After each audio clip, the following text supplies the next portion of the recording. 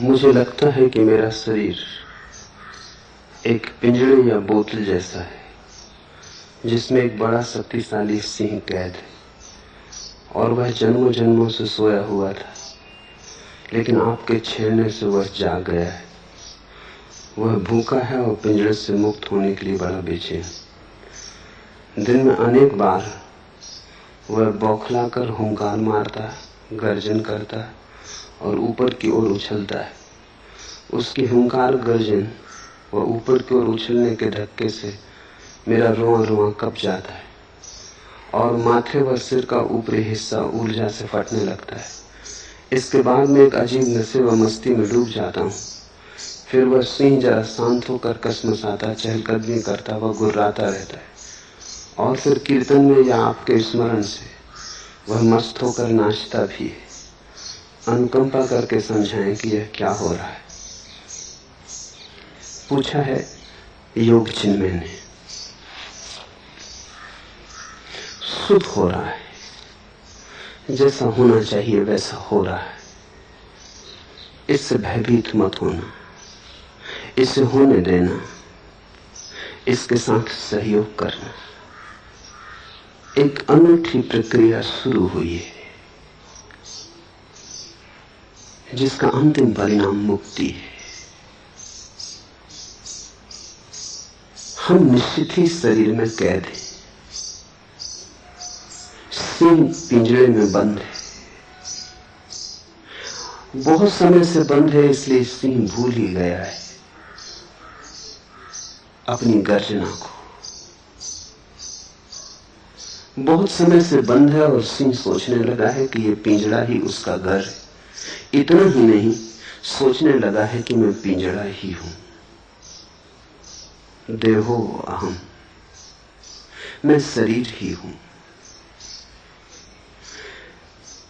चोट करनी उसी के लिए तुम मेरे पास हो कि मैं चोट करूं और तुम जगो। ये वचन जो मैं तुमसे बोल रहा हूं सिर्फ वचन नहीं है, इन्हें तीर समझना। ये छेदेंगे तुम्हें। कभी तुम नाराज भी हो जाओगे मुझ पर, क्योंकि सब शांत चल रहा था, सुविधापूर्ण था और बेचैनी खड़ी हो गई। लेकिन जागने का और कोई उपाय नहीं, पीड़ा से गुजरना होगा।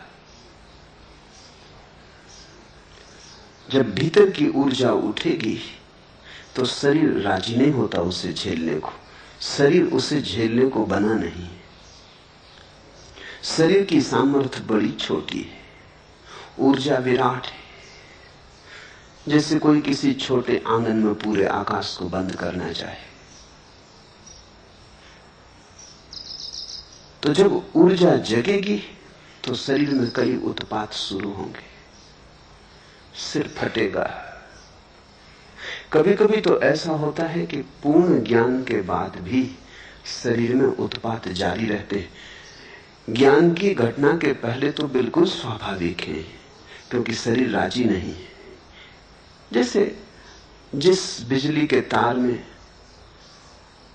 100 कैंडल की बिजली दौड़ाने की क्षमता हो, उसमें 1000 कैंडल की बिजली दौड़ा दो तो तार झंझना जाएगा, जल उठेगा। ऐसे ही जब तुम्हारे भीतर ऊर्जा जगेगी, जो सोई पड़ी थी, प्रकट होगी, तो तुम्हारा शरीर उसके लिए राजी नहीं है। शरीर तुम्हारा भिखमंगा होने के लिए राजी है, सम्राट होने को राजी नहीं है। शरीर की सीमा है, तुम्हारी कोई सीमा नहीं। झकझोरे लगेंगे, आंधियां उठेंगी। ज्ञान की घटना के पहले, समाधि के पहले तो ये झकझोरे बिल्कुल स्वाभाविक है। कभी कभी ऐसा भी होता है कि समाधि भी घट जाती और झकझोरे जारी रहते हैं, आंधी जारी रहती, क्योंकि शरीर राजी नहीं हो पाता। कृष्ण मूर्ति के मामले में ऐसा ही हुआ है। 40 साल से परम ज्ञान की उपलब्धि के बाद भी प्रक्रिया जारी, शरीर झटके झेल नहीं पाता। कृष्णमूर्ति आधी रात में चिल्ला के, चीख के उठाते। गुर्राने लगते, वस्तुतः गुर्राने लगते। और सिर में 40 साल से दर्द बना हुआ है जो जाता नहीं, आता है जाता है लेकिन पूरी तरह जाता नहीं। दर्द कभी इतना प्रगाढ़ हो जाता है कि सिर फटने लगता है। कृष्णमूर्ति के पिछले 40 वर्ष शरीर की दृष्टि से बड़े कष्ट के रहे। ऐसा कभी कभी होता है, अक्सर तो समाधि के साथ साथ शरीर राजी हो जाता है, लेकिन कृष्णमूर्ति के साथ इसलिए नहीं हो पाया शांत, क्योंकि समाधि के लिए बड़ी चेष्टा की गई। थियोसॉफी के जिन विचारकों ने कृष्णमूर्ति को बड़ा किया, उन्होंने बड़ा प्रयास किया, समाधि को लाने के लिए बड़ी अथक चेष्टा की। उनकी आकांक्षा थी कि एक जगत गुरु को वो पैदा करें। जगत को जरूरत है कोई बुद्धावतार पैदा हो। कृष्णमूर्ति ने अगर अपनी ही चेष्टा से काम किया होता तो शायद उन्हें 1-2 जन्म और लग जाते, लेकिन तब ये अड़चन न होती। त्वरा के साथ काम किया गया, जो 2 जन्मों में होना चाहिए था वो शीघ्रता से घट गया। घट तो गया लेकिन शरीर राजी नहीं हो पाया, आकस्मिक घट गया। शरीर तैयार ना था और घट गया। तो 40 वर्ष शारीरिक पीड़ा के रहे। आज भी कृष्णमूर्ति रात गुर्राते, नींद से उठाते, ऊर्जा सोने नहीं देती, चीखते। ये थोड़ी हैरानी की बात मालूम होगी कि परम ज्ञान को व्यक्ति रात में चीखे, लेकिन पूरा गणित साफ है। जिस घटना को घटने में 2 जन्म कम से कम लगते, वो बड़ी शीघ्रता से घटा ली गई। उसके लिए शरीर तैयार नहीं हो पाया था, इसलिए प्रक्रिया अभी भी जारी है। घटना घट गई और तैयारी जारी है। घर पहुंच गए और शरीर पीछे रह गया, वो अभी भी घसीट रहा है।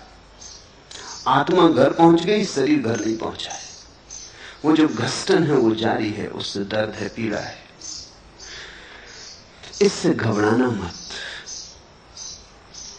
ये समाधि के आने की पहली खबरें, ये समाधि के पहले चरण है। इन्हें सौभाग्य मानना, इनसे राजी हो जाना। इन्हें सौभाग्य मान के राजी हो जाओगे तो शीघ्र ये धीरे धीरे शांत हो जाएंगे। और जैसे जैसे शरीर इनके लिए राजी होने लगेगा, सहयोग करने लगेगा, वैसे वैसे शरीर की पात्रता और क्षमता बढ़ जाएगी। उस असीम को पुकारा है तो असीम बनना होगा। उस विराट को चुनौती दी है तो विराट बनना होगा। पुरानी बाइबल में बड़ी अनूठी कथा है जैकब की। जैकब ईश्वर की खोज करने में लगा है। उसने अपनी सारी संपत्ति बेच दी, अपने सारे परिजनों, अपनी पत्नी, अपने बच्चे, अपने नौकर, सबको अपने से दूर भेज दिया। वह एकांत नदी तट पर ईश्वर की प्रतीक्षा कर रहा है। ईश्वर का आगमन हुआ, लेकिन घटना बड़ी अद्भुत है कि जैकब ईश्वर से कुश्ती करने लगा। ईश्वर से कोई कुश्ती करता है, लेकिन जैकब ईश्वर से उलझने लगा। कहते हैं रात भर दोनों लड़ते रहे।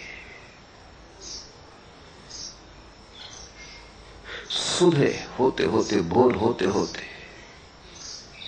जैकब हार पाया।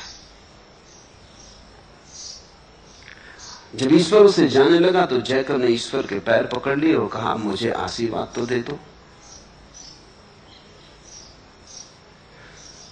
ईश्वर ने कहा, तेरा नाम क्या है? तो जैकब ने अपना नाम बताया, कहा मेरा नाम जैकब। ईश्वर ने कहा, आज से तू इज़राइल हुआ, जिस नाम से यहूदी जाने जाते। आज से तू इज़राइल, अब तू जैकब ना रहा, जैकब मर गया। जैसे मैं तुम्हारा नाम बदल देता हूं जब सन्यास देता हूं, पुराना गया। ईश्वर ने जैकब को कहा, जैकब मर गया, अब से तू इज़राइल है। ये कहानी पुरानी बाइबल में है। ऐसी कहानी कहीं भी नहीं कि कोई आदमी ईश्वर से लड़ा हो, लेकिन इस कहानी में बड़ी सच्चाई है। जब वो परम ऊर्जा उतरती तो करीब करीब जो घटना घटती वो लड़ाई जैसी ही है। और जब वो परम घटना घट जाती है और तुम ईश्वर से हार जाते हो और तुम्हारा शरीर पस्त हो जाता है और तुम हार स्वीकार कर लेते हो, तो तुम्हारी परम दीक्षा हुई। उसी घड़ी ईश्वर का आशीर्वाद बरसता है, तब तुम नए हुए, तभी तुमने पहली बार अमृत का स्वाद चखा। तो योग चिन्ह में करीब करीब वहां है जहां जैकब रहा होगा। रात कितनी बड़ी होगी कहना कठिन है, संघर्ष कितना होगा कहना कठिन है, कोई भविष्यवाणी नहीं की जा सकती, लेकिन सुबह संघर्ष। इस ऊर्जा को सहारा देना, ये जो सिंह भीतर मुक्त होना चाहता है, यही तुम हो।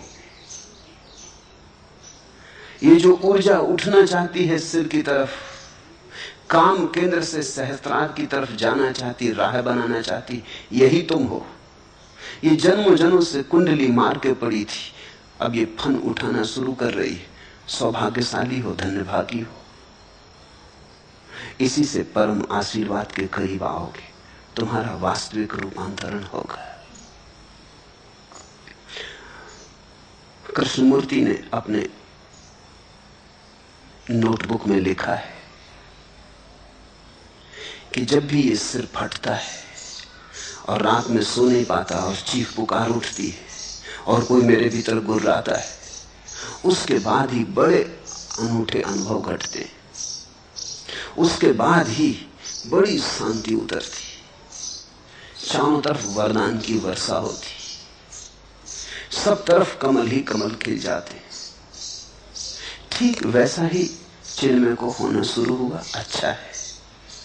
इसके बाद में एक अजीब नशे और मस्ती में डूब जाता हूं, क्योंकि जब ऊर्जा अपना संघर्ष करके ऊपर उठेगी और शरीर थोड़ा सा राजी होगा तो एक नई मस्ती आएगी। विकास हुआ, तुम थोड़े ऊपर उठे, तुमने थोड़ा अतिक्रमण किया, तुम कारागृह के थोड़े से बाहर हुए, स्वतंत्र आकाश मिला, तुम प्रफुल्लित होगे, तुम नाचोगे, तुम मगन होके नाचोगे। फिर वह सिंह शांत होकर कसमसाता, चहलकदमी करता, गुर्राता रहता और कीर्तन में या आपके स्मरण से मस्त होकर नाचता भी है। वो सिंह नाचना ही चाहता है, शरीर में जगह नहीं है नाचने लायक। नाचने को स्थान तो चाहिए, शरीर में स्थान कहाँ है? शरीर के बाहर ही नृत्य हो सकता है। इसलिए अगर तुम ठीक से नाचोगे तो तुम पाओगे कि तुम शरीर नहीं रहे। नाच की आखिरी गरिमा में, आखिरी ऊंचाई पर तुम शरीर के बाहर हो जाते हो। शरीर फिरकता रहता, थिरकता रहता, लेकिन तुम बाहर होते हो, तुम भीतर नहीं होते। इसलिए तुम्हें ध्यान की प्रक्रियाओं में नृत्य को अनिवार्य रूप से जोड़ दिया हूं, क्योंकि नृत्य से अद्भुत ध्यान के लिए और कोई प्रक्रिया नहीं। अगर तुम भरपूर नाच लो, अगर तुम समग्र रूप से नाच लो, तो उस नाच में तुम्हारी आत्मा शरीर के बाहर हो जाएगी। शरीर थिरकता रहेगा, लेकिन तुम अनुभव करोगे कि तुम शरीर के बाहर हो, और तब तुम्हारा असली नृत्य शुरू होगा। यहां शरीर नीचे नाचता रहेगा, तुम वहां ऊपर नाचोगे। शरीर पृथ्वी पर, तुम आकाश पर। शरीर पार्थिव में, तुम अपार्थिव में। शरीर जड़ नृत्य करेगा, तुम चैतन्य का नृत्य करोगे, तुम नटराज हो जाओगे।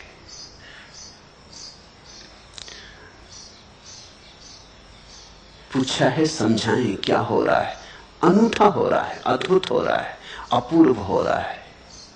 समझाने योग्य नहीं है जो हो रहा है, अनुभव करने योग्य है। जो भी मैं कहूंगा उससे कुछ समझ में नहीं आएगा, उससे इतना ही हो सकता है कि तुम ज्यादा सरलता से इसे स्वीकार करने में समर्थ हो जाओ, इससे राजी हो जाओ। इसे दबाना मत। स्वाभाविक मन होता है दबाने का कि ये क्या पागलपन है कि मैं सिंह की तरह गुर्रा रहा हूं। ये गर्जना कैसी, लोग पागल समझेंगे। तो स्वाभाविक मन होता है कि दबा लो इसे, छिपा लो इसे, मत किसी को पता चलने दो, कोई क्या कहेगा, फिक्र मत करना, कौन क्या कहता है इसकी फिक्र मत करना। लोग पागल कहें तो पागल हो जाना, पागल हुए बिना कभी कोई परमहंस हुआ है? तुम तो अपने भीतर पर ध्यान देना। अगर इससे आनंद आ रहा है, मस्ती आ रही, सुरा बरस रही, तो तुम फिक्र मत करना। इस संसार के पास कुछ भी नहीं है इतना मूल्यवान तुम्हें देने को, इसलिए इस संसार से कोई सौदा मत करना। इंच भर भी आत्मा मत बेचना, अगर पूरे जगत का साम्राज्य भी बदले में मिलता हो। जीसस ने कहा है पूरा जगत भी मिल जाए और आत्मा खो जाए तो क्या सार? आत्मा बच जाए और सारा जगत भी खो जाए तो भी सार ही सार है। हिम्मत रखना, साहस रखना, भरोसे से, श्रद्धा से बढ़े जाना। जल्दी ही धीरे धीरे करके शरीर राजी हो जाएगा, तब गर्जना भी खो जाएगी, तब नृत्य ही रह जाएगा, तब सिंह तड़फेगा नहीं, क्योंकि सिंह को रास्ता मिल जाएगा। जब जाना चाहे बाहर चला जाए, जब आना चाहे तब भीतर आ जाए। तब ये देह कारागृह नहीं रह जाती, तब ये देह विश्राम का स्थल हो जाती। तुम जब आना हो भीतर आ जाओ, जब तुम जाना हो बाहर चले जाओ। जब तुम इतनी सरलता से बाहर भीतर आ सकते हो जैसे अपने घर में आते जाते हो। सर्दी है, शीत लग रही, तो तुम बाहर चले जाते हो, धूप में बैठ जाते हो। फिर धूप बढ़ गई, सूरज चढ़ाया, गर्मी होने लगी, पसीना बहने लगा, तुम उठ के भीतर चले आते हो। जैसे तुम अपने घर में बाहर भीतर आते हो, तो घर कारागृह नहीं है। ऐसा अगर तुम कारागृह में बैठे हो तो इतनी सुविधा नहीं है कि जब तुम्हारा दिल हो बाहर आ जाओ, जब तुम्हारा दिल हो भीतर आ जाओ। कारागृह में तुम बंदी हो, घर में तुम मालिक हो। जैसे जैसे तुम्हारा सिंह नाच सकेगा बाहर, उड़ सकेगा आकाश में, चांद तारों के साथ खेल सकेगा, फिर कोई बात नहीं, फिर शरीर से कोई झगड़ा नहीं, फिर शरीर विश्राम का स्थल है। जब थक जाएगा तुम भीतर लौट के विश्राम भी करोगे, फिर शरीर से कोई दुश्मनी भी नहीं, शरीर फिर मंदिर है।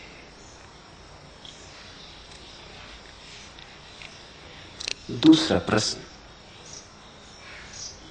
कल आपने कहा कि आप तो सदा हमारे साथ हैं, लेकिन हमारे संन्यास लेने से हम भी आपके साथ हो लेते। मुझे तो ऐसा कोई क्षण स्मरण नहीं आता जब मैंने संन्यास लिया हो। कब लिया, कहाँ लिया? आपने ही दिया था। मैं आप तक पहुंचा कहाँ हूं अभी? मुझे तब कुछ पता न था संन्यास का, और न आज ही है। तो कैसे हों संन्यास्त प्रभु, कैसे आऊं मैं आप तक? मेरी उतनी पात्रता कहाँ, मेरी उतनी श्रद्धा व समर्पण कहाँ?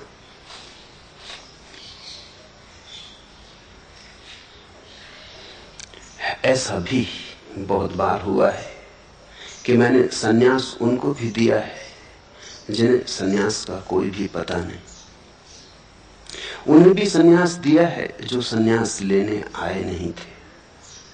उन्हें भी सन्यास दिया है जिन्होंने कभी स्वप्न में भी सन्यास के लिए नहीं सोचा था। क्योंकि तुम्हारे मन को ही मैं नहीं देखता, तुम्हारे मन के अचेतन में दबी हुई बहुत सी बातों को देखता हूं। कल रात्रि ही एक युवती आई, उससे मैंने पूछा भी नहीं, उससे मैंने कहा आंख बंद कर और सन्यास ले। उससे मैंने पूछा भी नहीं कि तू सन्यास चाहती। उसने आंख बंद कर ली और सन्यास स्वीकार कर लिया। अन्यथा आदमी चौंकता है, आदमी सोचता है।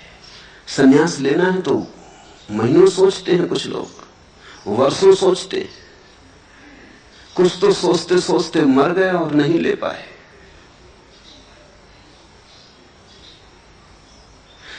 उसने चुपचाप स्वीकार कर लिया। उसे चेतन रूप से कुछ भी पता नहीं।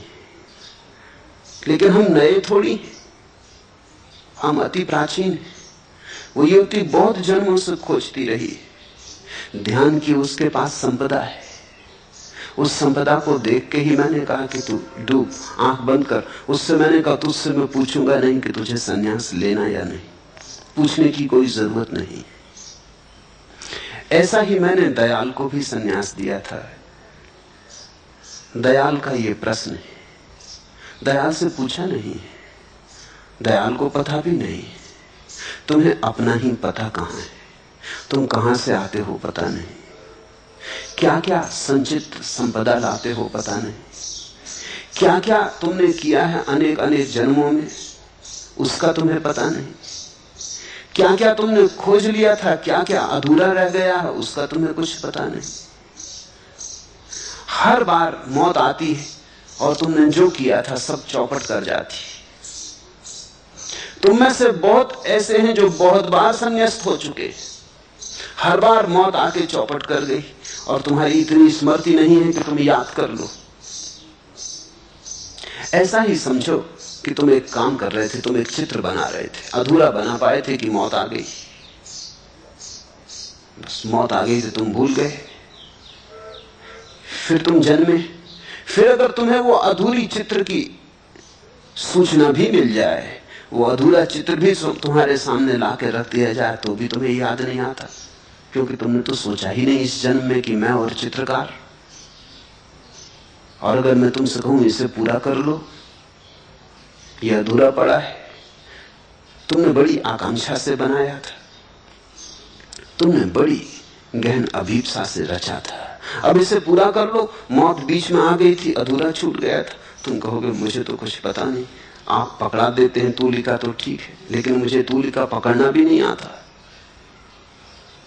आप रख देते हैं ये रंग तो ठीक है, रंग दूंगा, लेकिन मुझे कुछ पता नहीं कि चित्र कैसे बनाए जाते हैं। फिर भी मैं तुमसे कहता हूं शुरू करो, शुरू करने से ही याद आ जाएगी। चलो पकड़ो तूलिका हाथ में, याद आ जाए शायद। ऐसा हुआ दूसरे महायुद्ध में, एक सैनिक गिरा चोट खाकर, उसकी स्मृति खो गई गिरते ही, सिर पे चोट लगी, स्मृति के तंतु अस्त व्यस्त हो गए, वो भूल गया अपना नाम भी, वो भूल गया मैं कौन हूं। और युद्ध के मैदान से जब वो लाया गया तो वो बेहोश था, कहीं उसका तगमा भी गिर गया, उसका नंबर भी गिर गया। बड़ी कठिनाई खड़ी हो गई। जब वो होश में आया तो न उसे अपना नंबर पता है, न अपना नाम पता है, न अपना ओहदा पता है। मनोवैज्ञानिकों ने बड़ी चेष्टा की, खोजबीन करने की, सब तरह के उपाय किए, कुछ पता न चले। वो आदमी बिल्कुल कोरा हो गया, जैसे अचानक उसकी स्मृतियों से सारा संबंध टूट गया। फिर किसी ने सुझाव दिया कि एक ही उपाय कि इसे इंग्लैंड में घुमाया जाए। वो इंग्लैंड की सेना का आदमी था, इसे इंग्लैंड में घुमाया जाए, शायद अपने गांव के पास पहुंच के इसे याद आ जाए। तो उसे इंग्लैंड में घुमाया गया, ट्रेन पे बिठा के 2 आदमी उसे लेके चले। हर स्टेशन पर गाड़ी रुकती, वो उसे नीचे उतारते, वो देखता खड़े होके। वो थक गया, इंग्लैंड छोटा मुल्क है इसलिए बहुत अड़चन न थी, सब जगह घुमा दिया। और अंततः एक छोटे से स्टेशन पर जहां गाड़ी रुकती भी नहीं थी, लेकिन किसी कारणवश रुक गई, वो आदमी नीचे उतरा, उसने स्टेशन पर लगी तख्ती देखी, उसने कहा अरे ये रहा मेरा गांव। वो दौड़ने लगा, वो पीछे भूल ही गया कि मेरे साथ 2 आदमी हैं। वो 2 आदमी उसके पीछे भागने लगे। वो स्टेशन से निकल के गांव में दौड़ा, सब याद आ गया, गली कूचे याद आ गए। उसने किसी से पूछा भी नहीं, गली कूचों को पार करके वो अपने घर के सामने पहुंच गया। उसने कहा ये रहा मेरा घर, ये रहा मेरा नाम, ये मेरी तख्ती भी लगी। उसे सब याद आ गई, बस एक चोट पड़ी कि फिर उसे सारी याद आ गई। विस्मृति खो गई, स्मृति का तंतु फिर जुड़ गया। तो कभी कभी मैं जिसे दयाल को संन्यास दिया, इसी आशा में कि घुमाऊंगा गेरुए वस्त्रों में, शायद याद आ जाए कि तुम पहले भी गेरुए वस्त्रों में घूमे हो, कि कहूंगा नाचो, शायद नाचते नाचते किसी दिन उस मनो अवस्था में पहुंच जाओ जहां तुम्हें अतीत जन्मों के नृत्य याद आ जाएं। कहूंगा ध्यान करो, ध्यान करते करते शायद अचेतन का कोई द्वार खुल जाए, स्मृतियों का बहाव आ जाए। इसलिए तो बोले चला जाता हूं, कभी गीता पर, कभी अष्टावक्र पर, कभी जरथुस्त्र पर, कभी बुद्ध पर, कभी जीसस पर, कभी कृष्ण पर। न मालूम कौन सा शब्द तुम्हारे भीतर गूंज बना दे, न मालूम कौन सा शब्द तुम्हारे भीतर कुंजी बन जाए, न मालूम कौन सा शब्द तुम्हें जगा दे तुम्हारी नींद से। सब उपाय किए चला जाता हूं, कोशिश सिर्फ इतनी है कि किसी तरह मृत्यु ने जो बीच बीच में आके तोड़ दिया है और तुम्हारा जीवन अस्त व्यस्त हो गया है, उसमें एक सिलसिला पैदा हो जाए, उसमें एक तांता आ जाए, एक रास्ता आ जाए। बस एक रास्ता आते ही तुम्हारी नियति करीब आने लगेगी। तुमने घर तो बहुत बार बनाया, अधूरा अधूरा छूट गया। इसलिए दयाल ठीक ही कहता है कि मुझे तो ऐसा कोई क्षण स्मरण नहीं आता जब मैंने संन्यास लिया हो। उसने लिया भी नहीं, मैंने दिया है। कब लिया, कहां लिया, आपने ही दिया था। मैं आप तक पहुंचा कहां हूं अभी? मुझ तक तो तुम तभी पहुंचोगे जब तुम तक पहुंच जाओगे। मुझ तक पहुंचने का और कोई उपाय भी नहीं। अपने तक पहुंच जाओ कि मुझ तक पहुंच गए। स्वयं को जान लो तो मुझे जान लिया। मेरे पास आने के लिए बाहर की कोई यात्रा नहीं करनी, अंतरतम और अंतरतम में उतर जाना है।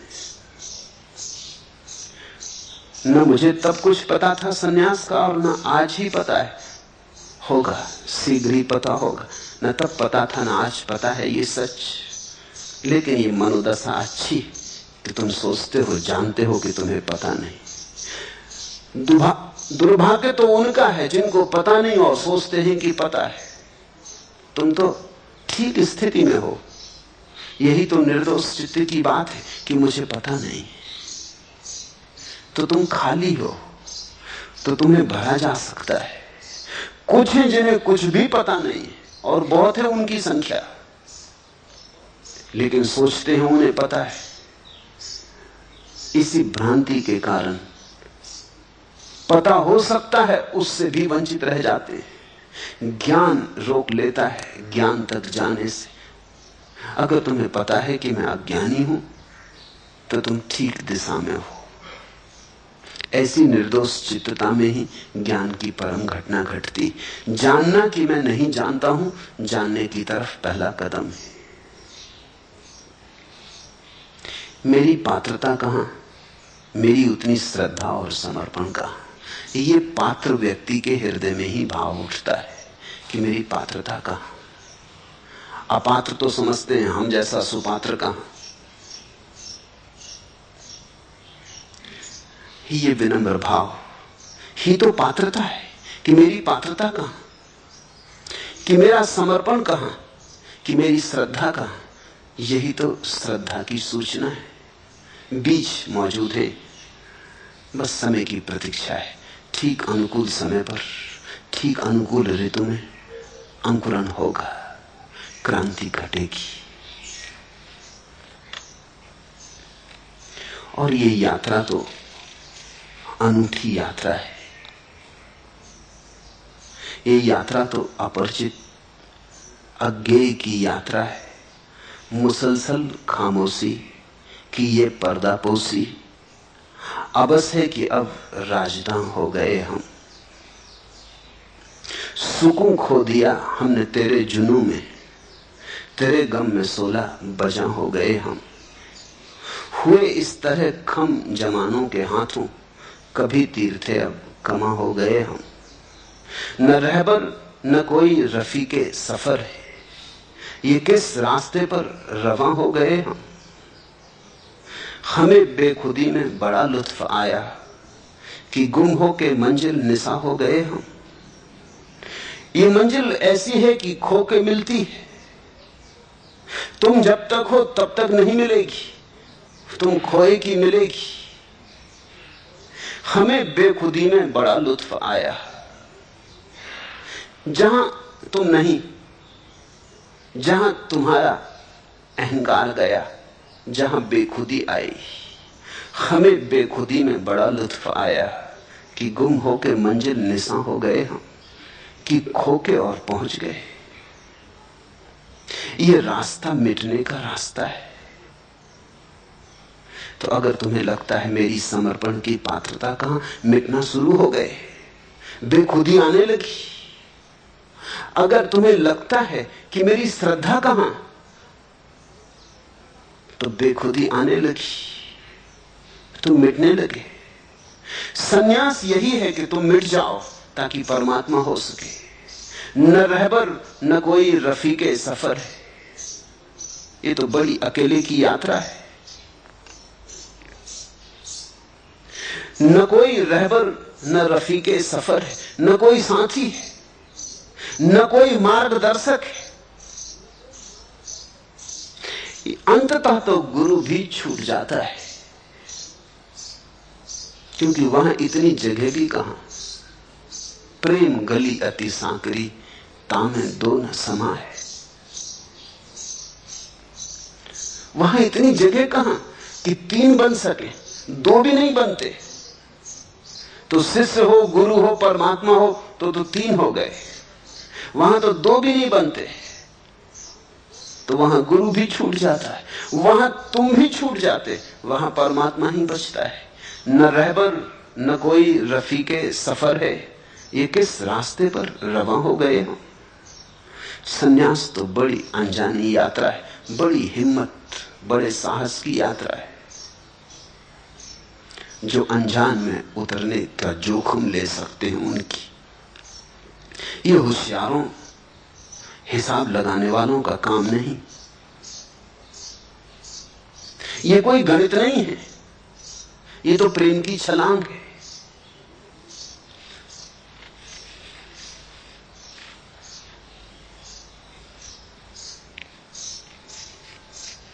तीसरा प्रश्न, आपने कहा कि तू अभी यहीं इसी क्षण मुक्त है, लेकिन मैं इस मैं से कैसे मुक्त हूं? कैसे पूछा कि चूक गए, फिर समझे नहीं। यही तो अष्टावक्र का पूरा उपदेश है। अनुष्ठान कैसे, यानी अनुष्ठान कैसे, यानी किस विधि से, विधि विधान। कैसे पूछा कि चूक गए, फिर अष्टावक्र समझ में नहीं आएंगे। फिर तुम पतंजलि के दरवाजे पर खटखटाओ, फिर वो बताएंगे कैसे। अगर कैसे में बहुत जिद है तो पतंजलि तुम्हारे लिए मार्ग होंगे।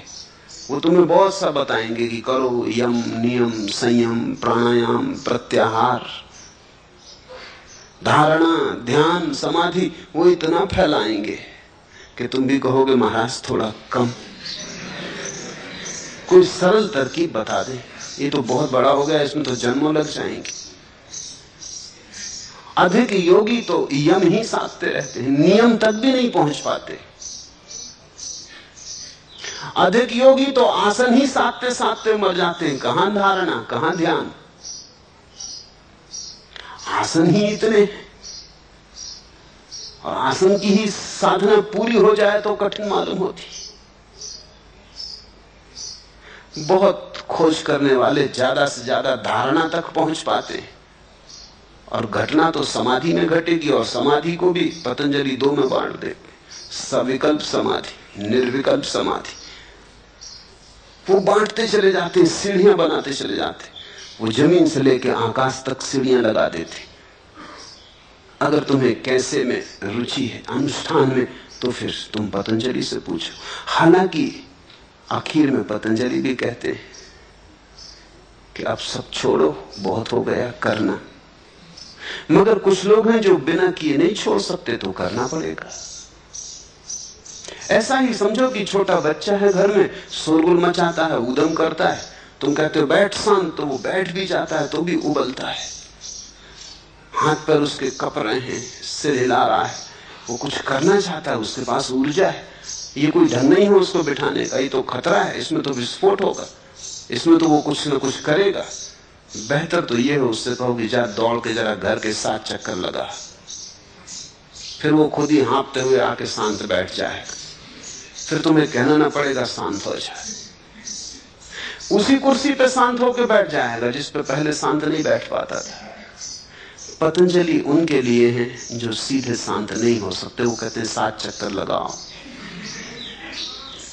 दौड़ धूप कर लो, काफी, शरीर को आड़ा तिरछा करो, शीर्षासन करो, ऐसा करो वैसा करो, कर कर के आखिर एक दिन तुम पूछते हो कि महाराज अब करने से थक गए। वो कहते हैं ये अगर तुम पहले ही कह देते तो हम भी बचते, तुम भी बचते, अब तुम शांत होकर बैठ जाओ। आदमी करना चाहता है क्योंकि बिना किए तुम्हारे तर्क में नहीं बैठता कि बिना किए कुछ हो सकता है। अष्टावक्र तुम्हारे तर्क के बाहर है। अष्टावक्र तो कहते हैं तुम मुक्त हो, तुम फिर गलत समझे, तुम कहते हो तू अभी मुक्त, यही मुक्त, लेकिन मैं इस मैं से कैसे मुक्त हूं। अष्टावक्र ये कहते हैं ये कैसे की बात ही तब है जब कोई मान ले कि मैं अमुक्त हूं। तो तुमने एक बात तो मान ही ली पहले ही कि मैं बंधन में हूं, अब कैसे मुक्त हूं। अष्टावक्र कहते हैं बंधन नहीं है, भ्रांति है बंधन की। तुम फिर कहोगे इस भ्रांति से कैसे मुक्त हो, तो भी तुम्हें समझ में ना आया, क्योंकि भ्रांति का अर्थ ही होता है कि नहीं है, मुक्त क्या होना है, देखते ही जागते ही मुक्त हो। अगर तरकीबों में पड़े तो बड़ी मुश्किल में पड़ोगे। हर तरकीब खोटी पड़ गई, आखिर जिंदगी छोटी पड़ गई। ऐसे अगर तरकीबों में पड़े तो तुम पाओगे एक जिंदगी क्या अनेक जिंदगियां छोटी हैं, तरकीबें बहुत हैं। कितने कितने जन्मों से तो तरकीबें साधते रहे। करने पे तुम्हारा भरोसा है क्योंकि करने से अहंकार बढ़ता है। पतंजलि कह रहे हैं कुछ करो मत, करने वाला परमात्मा है, जो हो रहा है हो रहा है, तुम उसमें सम्मिलित हो जाओ। तुम इतना भी मत पूछो कि इस मैं से कैसे मुक्त हूं, अगर ये मैं हो रहा है तो होने दो, तुम हो कौन जो इससे मुक्त होने की चेष्टा करो। तुम इसे भी स्वीकार कर लेते हो कि ठीक है, अगर ये हो रहा है तो यही हो रहा है, तुमने तो बनाया नहीं। याद है तुमने कब बनाया इसे, तुमने तो ढाला नहीं, तुम तो इसे लाए नहीं, तो जिसे तुम नहीं लाए उससे तुम छूट कैसे सकोगे। जो तुमने ढाला नहीं उसे तुम मिटाओगे कैसे। तुम कहते हो क्या कर सकते हैं, 2 आंखें मिली, 1 नाक मिली, ऐसा ही अहंकार भी मिला, ये सब मिला है, अपने हाथ में कुछ भी नहीं। तो जो है ठीक है, मैं भी सही, ये भी ठीक है, इसमें रंज मात्र भी शिकायत ना रखो। उस बेशिकायत की भाव दशा में, उस परम स्वीकार में तुम अचानक पाओगे गया मैं, क्योंकि मैं बनता ही कर्ता से है। जब तुम कुछ करते हो तो मैं बनता है। अब तुम एक नई बात पूछ रहे हो कि मैं को कैसे मिटाऊं, तो ये मिटाने वाला मैं बन जाएगा, कहीं भाग बच ना पाओगे तुम। इसलिए तो विनम्र आदमी का भी अहंकार होता है, और कभी कभी अहंकारी आदमी से ज्यादा बड़ा होता है। तुमने देखा विनम्र आदमी का अहंकार, वो कहता है मैं आपके पैर की धूल, मगर उसकी आंख में देखना वो क्या कह रहा है। अगर तुम कहो कि आप बिल्कुल ठीक कह रहे हैं, हमको तो पहले से पता था कि आप पैर की धूल हैं, तो झगड़ने को खड़ा हो जाए। वो ये कह नहीं रहा है कि आप भी इसको मान लो, वो तो ये कह रहा है कि आप कहो कि आप जैसा विनम्र आदमी, दर्शन हो गए, बड़ी कृपा। वो ये कह रहा है कि आप खंडन करो कि आप और पैर की धूल, आप तो स्वर्ण शिखर, आप तो मंदिर के कलश है। जैसे जैसे तुम कहोगे ऊंचा, वो कहेगा कि नहीं मैं बिल्कुल पैर की धूल। लेकिन जब कोई कहे कि मैं पैर की धूल हूं, तुम अगर स्वीकार कर लो कि आप बिल्कुल ठीक कह रहे हैं, सभी ऐसा मानते हैं कि आप बिल्कुल पैर की धूल, तो वो आदमी फिर तुम्हारी तरफ कभी देखेगा भी नहीं। वो विनम्रता नहीं थी, वो नया अहंकार का रंग था। अहंकार ने नए वस्त्र ओढ़े थे, विनम्रता के वस्त्र ओढ़े थे। तो तुम अगर मैं से छूटने की कोशिश किए तो ये जो छूटने वाला है ये एक नए मैं को निर्मित कर लेगा। आदमी पैरहन बदलता है, कपड़े बदल लिए, मगर तुम तो वही रहोगे।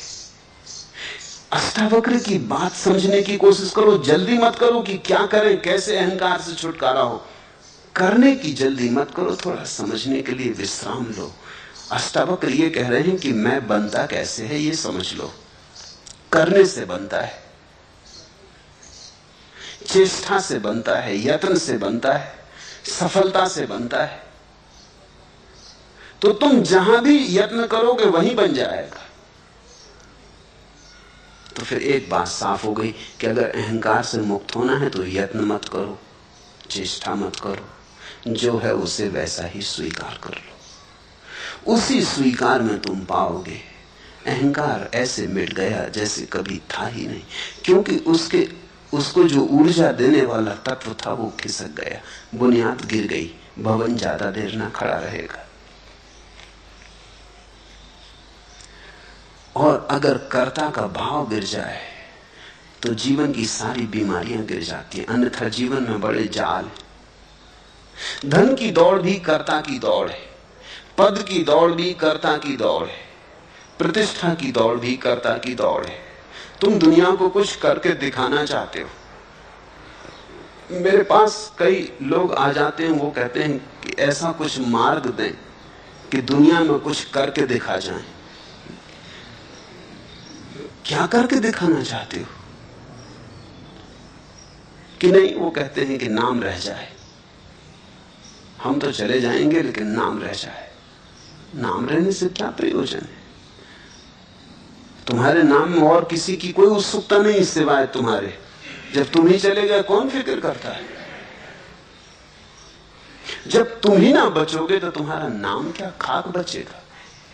तुम ना बचे जीवंत तो नाम तो केवल तख्ती थी, वो क्या खाक बचेगा? कौन फिक्र करता तुम्हारे नाम की? और नाम बच भी गया तो क्या सार है?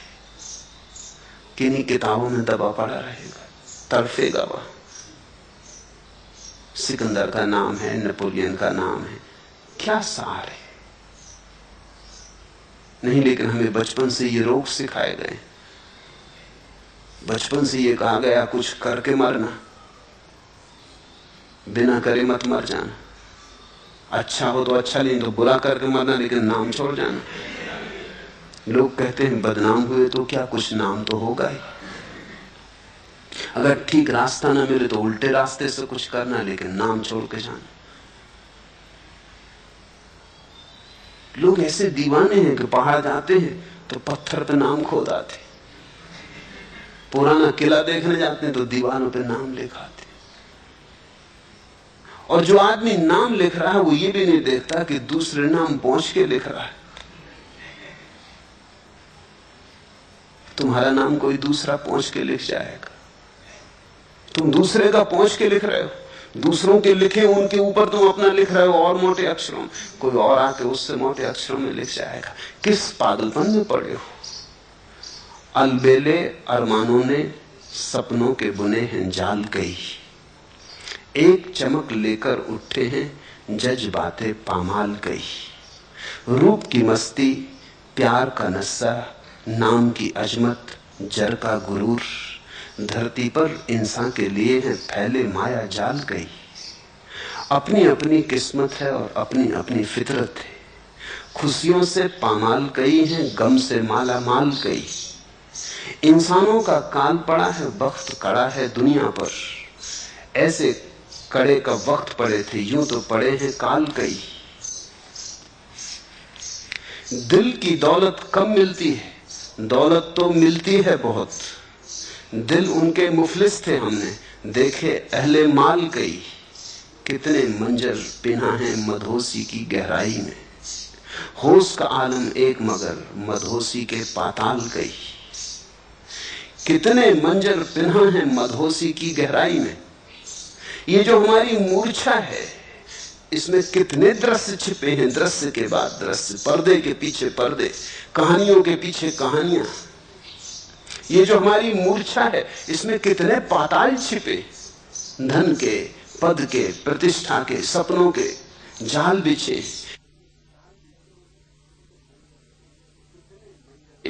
कितने मंजर पिन्हा है मधोसी की गहराई में, होश का आलम एक मगर मधोसी के पाताल कई। लेकिन जो होश में आ गया है उसका आलम एक है, उसका स्वभाव एक है, उसका स्वरूप एक है, उसका स्वाद एक है। बुद्ध ने कहा है जैसे चखो सागर को कहीं भी तो खारा है, ऐसा ही तुम मुझे चखो तो मैं सभी जगह से होशपूर्ण। मेरा एक ही स्वाद है, होश। वही स्वाद अष्टावक्र का है। करता नहीं, भोगता नहीं, साक्षी। तो ये तो पूछो ही मत कैसे, क्योंकि कैसे में तो करता आ गया, भोगता आ गया, तो तुम चूक गए, अष्टावक्र की बात चूक गए। अष्टावक्र इतना ही कहते हैं, जो भी है उसे देखो, साक्षी बनो, बस देखो। अहंकार है तो अहंकार को देखो, करने का क्या है, सिर्फ देखो। और देखने से क्रांति घटित होती। तुम समझे बात थोड़ी जटिल है, लेकिन जटिल इतनी नहीं कि समझ में ना आए, बात सीधी साफ भी है। अष्टावक्र कह रहे हैं कि तुम सिर्फ देखो, तो देखने में करता तो रह नहीं जाता है, मात्र साक्षी रह जाते हो। करता हटा कि कर्ता से जिन जिन चीजों को रस मिलता था, बल मिलता था, वो सब गिर जाएंगी। बिना कर्ता के धन की दौड़ कहां, पद की दौड़ कहां, बिना कर्ता के अहंकार कहां, वे सब अपने आप गिरने लगेंगे।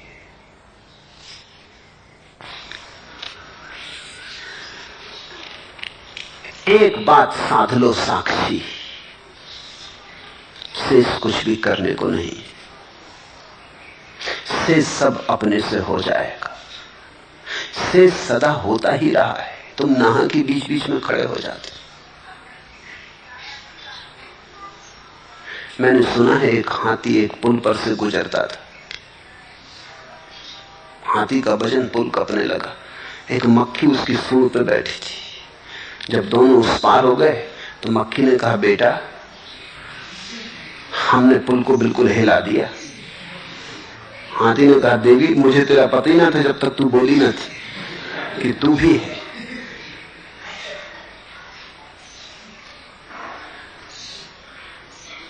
ये तुम जो सोच रहे हो तुमने पुल को हिला दिया, ये तुम नहीं हो,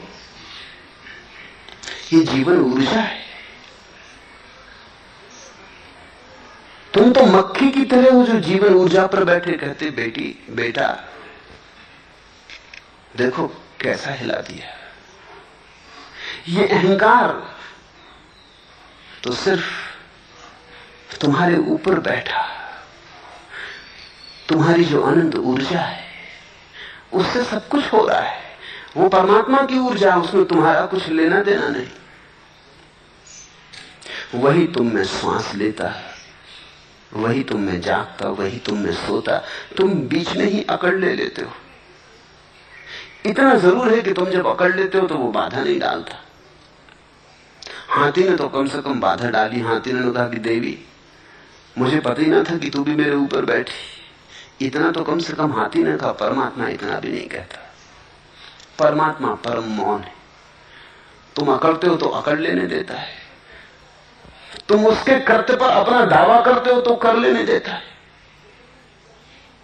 जो तुमने किया ही नहीं है उसको भी तुम कहते हो मैं कर रहा हूं, तो भी वो बीच में आके नहीं कहता कि नहीं तुम नहीं, मैं कर रहा हूं, क्योंकि उसके पास तो कोई मैं है नहीं। तो कैसे तुमसे कहे कि मैं कर रहा हूं? इसलिए तुम्हारी भ्रांति चलती जाती। लेकिन गौर से देखो, थोड़ा आंख खोल के देखो, तुम्हारे किए थोड़ी कुछ हो रहा है, सब अपने से हो रहा है।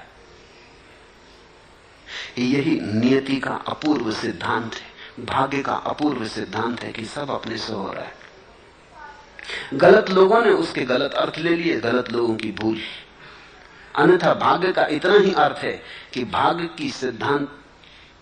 के सिद्धांत को अगर तुम ठीक से समझ लो तो तुम साक्षी रह जाओगे और कुछ करने को नहीं है फिर। लेकिन भाग्य से लोगों ने साक्षी तो न बने, अकर्मण्य बन गए। अकर्ता तो न बने, अकर्मण्य बन गए। अकर्ता और अकर्मण्य में भेद है। अकर्मण्य तो काहिल है, सुस्त है, मुर्दा है। अकर्ता ऊर्जा से भरा है, सिर्फ इतना नहीं कहता कि मैं कर रहा हूं, परमात्मा कर रहा है, मैं तो सिर्फ देख रहा हूं, ये लीला हो रही, मैं देख रहा हूं। आदमी बहुत बेईमान है, सुंदरतम सत्यों का भी बड़ा कुरूपतम उपयोग करता है। भाग्य बड़ा सुंदर सत्य है, उसका केवल इतना ही अर्थ है कि सब हो रहा है, तुम्हारे किए कुछ नहीं हो रहा है, सब नियत है। जो होना है होगा, जो होना है होता है, जो हुआ है होना था। तुम किनारे बैठ के शांति से देख सकते हो लीला, कोई तुम्हें बीच में उछल कूद करने की जरूरत नहीं। तुम्हारे आगे पीछे दौड़ने से कुछ भी फर्क नहीं पड़ रहा है। जो होना है वही हो रहा है, जो होना है वही होगा। फिर तुम साक्षी हो जाते हो। साक्षी की तरफ ले जाने के लिए भाग्य का ढांचा खोजा गया था। लोग साक्षी की तरफ तो नहीं गए, लोग अकर्मण्य होकर बैठ गए। उन्होंने कहा जब जो होना है होना है तो फिर ठीक, फिर हम करें ही क्यों। अभी भी धारणा यही रही कि हमारे करने का कोई बल है, हम करें ही क्यों। पहले कहते थे हम करके दिखाएंगे, अब कहते हैं करने में सार क्या। मगर कर्ता का भाव ना गया, वो अपनी जगह खड़ा हुआ है। अष्टावक्र को अगर तुम समझो तो कोई विधि नहीं है, कोई अनुष्ठान नहीं है। अष्टावक्र कहते हैं अनुष्ठान ही बंधन है, विधि ही बंधन है, करना ही बंधन है।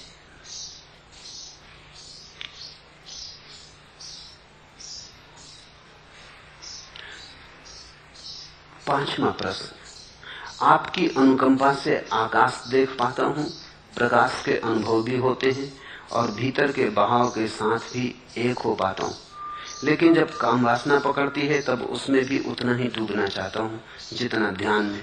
कृपया बताएं यह मेरी कैसी स्थिति। पहली बात, काम वासना के भी साक्षी बनो, उसके भी नियंता मत बनो, उसको भी जबरदस्ती नियंत्रण में लाने की चेष्टा मत करो, उसके भी साक्षी रहो। जैसे और सब चीजों के साक्षी हो वैसे ही काम वासना के भी साक्षी रहो। कठिन है क्योंकि सदियों से तुम्हें सिखाया गया कि काम वासना पाप है। उस पाप की धारणा मन में बैठी। इस जगत में पाप है ही नहीं, बस परमात्मा है। ये धारणा छोड़ो। ये जगत में एक ही है रूप समाया सब में, वो परमात्मा है। क्षुद्र से क्षुद्र में वही, विराट से विराट में वही, निम्न में वही, श्रेष्ठ में वही। काम वासना में भी वही है और समाधि में भी वही है। यहां पाप कुछ है ही नहीं। इसका यह अर्थ नहीं कि मैं ये कह रहा हूं तुम काम वासना में ही अटके रह जाओ। मैं सिर्फ इतना कह रहा हूं उसे भी तुम परमात्मा का ही एक रूप समझो।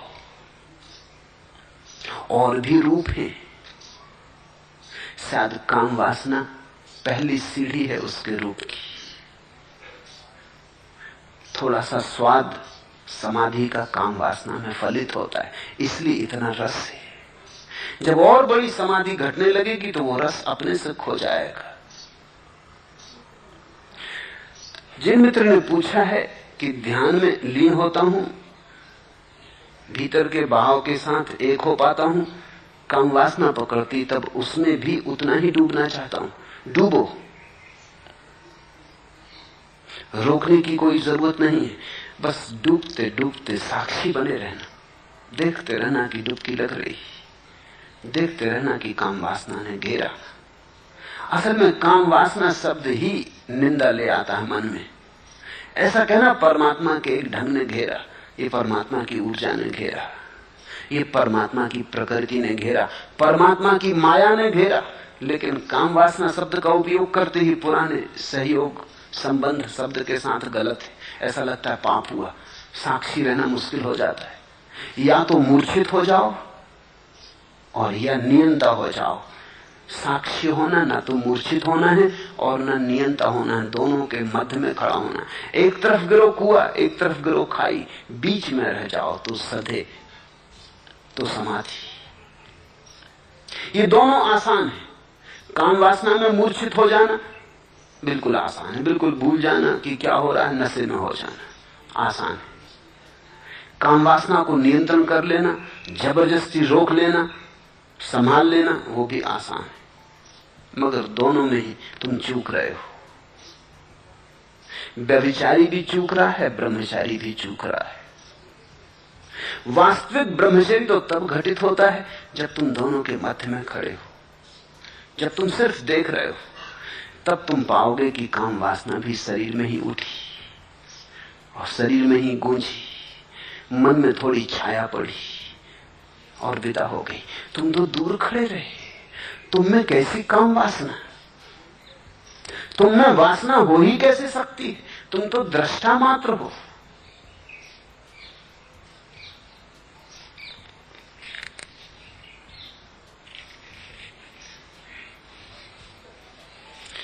और अक्सर ऐसा होगा कि जब ध्यान ठीक लगने लगेगा तो काम वासना जोर पकड़ेगी। ये तुम समझ लो, क्योंकि अधिक लोगों को ऐसा होगा। ध्यान जब ठीक लगने लगेगा तो तुम्हारे जीवन में एक विश्राम आएगा, तनाव कम होगा। तो जन्मों जन्मों से तुमने जो जबरदस्ती की थी काम वासना के साथ, जो दमन किया था, वो हटेगा। तो दबी दबाई वासना तेज ज्वाला की तरह उठेगी। इसलिए ध्यान के साथ अगर काम वासना उठे तो घबराना मत। ये ठीक लक्षण कि ध्यान ठीक जा रहा है, ध्यान काम कर रहा है। ध्यान तुम्हारे तनाव हटा रहा है, नियंत्रण हटा रहा है, तुम्हारा दमन हटा रहा है। ध्यान तुम्हें सहज प्रकृति की तरफ ला रहा है। पहले ध्यान तुम्हें प्रकृतिस्थ करेगा और फिर परमात्मा तक ले जाएगा, क्योंकि जो अभी नैसर्गिक नहीं है उसका स्वाभाविक होना असंभव है। जो अभी प्रकृति के साथ भी नहीं है वो परमात्मा के साथ नहीं हो सकता। तो ध्यान पहले तुम्हें प्रकृति के साथ ले जाएगा, फिर तुम्हें परमात्मा के साथ ले जाएगा। प्रकृति परमात्मा का बाह्य आवरण, अगर उससे भी तुम्हारा मेल नहीं है तो अंतरतम के परमात्मा से कैसे मेल होगा? प्रकृति तो परमात्मा के मंदिर की सीढ़ियां हैं। अगर तुम सीढ़ियां ही न चढ़े तो मंदिर के अंतर्गृह में कैसे प्रवेश होगा? अगर तुम मेरी बात समझ पाओ तो अब और दमन मत करो, अब चुपचाप उसे भी स्वीकार कर लो। परमात्मा जो दृश्य दिखाता है शुभ ही होगा, परमात्मा दिखाता है तो शुभ ही होगा। तुम नियंत्रण मत करो और ना तुम निर्णायक बनो, और ना तुम पीछे से खड़े होकर ये कहो कि ये ठीक और ये गलत, मैं ऐसा करना चाहता और ऐसा नहीं करना चाहता। तुम सिर्फ देखो।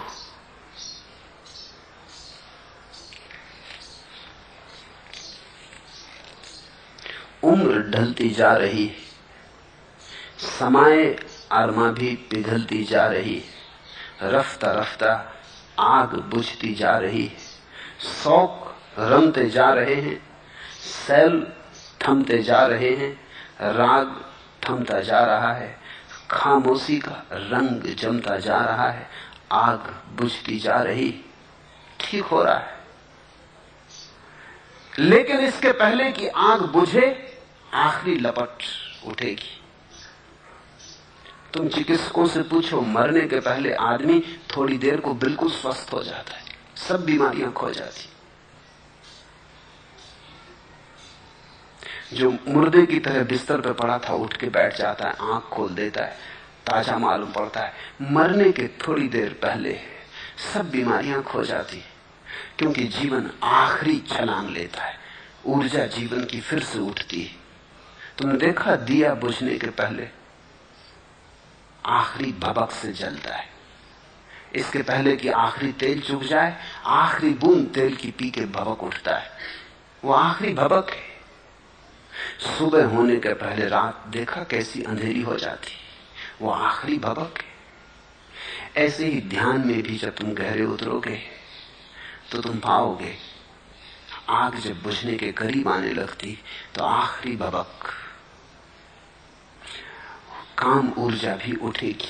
उम्र ढलती जा रही है, समय अरमा भी पिघलती जा रही, कामना का दिया पिघल रहा, उम्र ढल रही, रफ्ता रफ्ता आग बुझती जा रही, शौक रमते जा रहे, सैल थमते जा रहे, प्रवाह रुक रहा है जीवन का, राग थमता जा रहा है, खामोशी का रंग जमता जा रहा है, ध्यान का रंग जम रहा है, मौन का रंग जम रहा है, खामोशी का रंग जमता जा रहा है, आग बुझती जा रही है। इसमें किसी भी घड़ी भवक उठेगी, ऐसी भवक ही उठ रही है।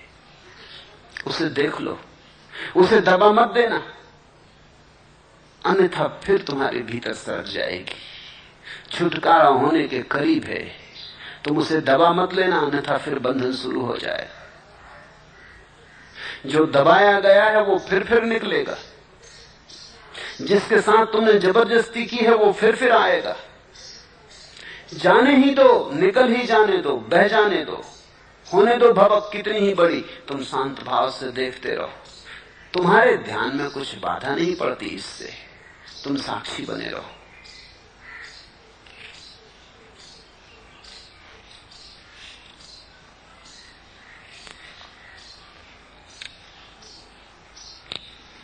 छठवां प्रश्न, आपने कहा कि किसी भी बंधन में मत पड़ो, शांत और सुखी हो जाओ, तो क्या सन्यास भी एक बंधन नहीं है?